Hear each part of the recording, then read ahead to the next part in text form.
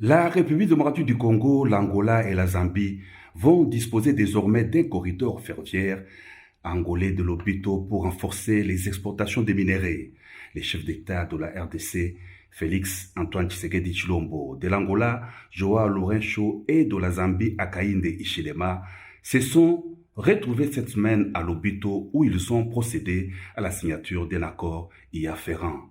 Les trois chefs d'État ont concédé l'exploitation de ces corridors ferroviaires frontaliers aboutissant au port de Lobito à la société Lobito Atlantic Railway qui va se charger du transport des minerais de la RDC et de la Zambie vers les marchés d'exportation permettant le désenclavement des mines de la Zambie et la RDC et l'accès à la circulation d'intrants indispensables aussi bien à l'industrie minière qu'agricole.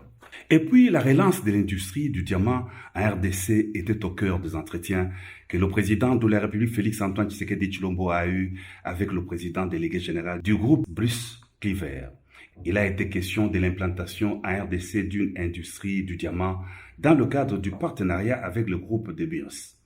Dans la vision du chef de l'État, la RDC doit se doter d'une usine de transformation locale de ses ressources naturelles qui permettra de maximiser les retombées de l'exploitation minière du pays. Fondée en 1888, la société de Beers est en activité dans plusieurs pays, en Afrique du Sud, au Botswana et en Namibie notamment. Le président de l'Afrique du Sud, Cyril Ramaphosa, a effectué une visite de travail de 48 heures en République démocratique du Congo.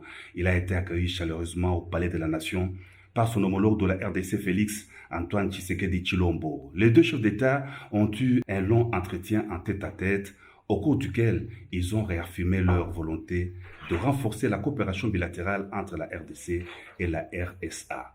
Au cours du point de presse animé à l'issue de leurs échanges, le président de la République a émis le vœu de voir s'accentuer davantage la coopération à travers l'axe Pretoria-Kinshasa. Les deux chefs d'État ont aussi évoqué la question liée à l'agression de la RDC dans sa partie Est. Il s'agit d'un conflit d'agression au niveau de la sous-région.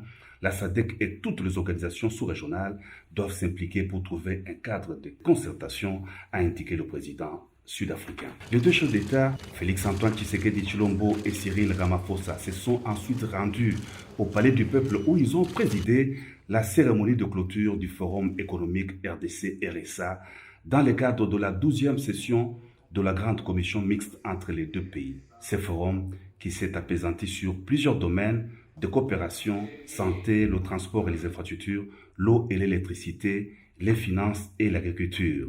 Dans leurs allocutions, les deux chefs d'État ont pris l'engagement à veiller à la mise en œuvre de différents accords entre les deux pays.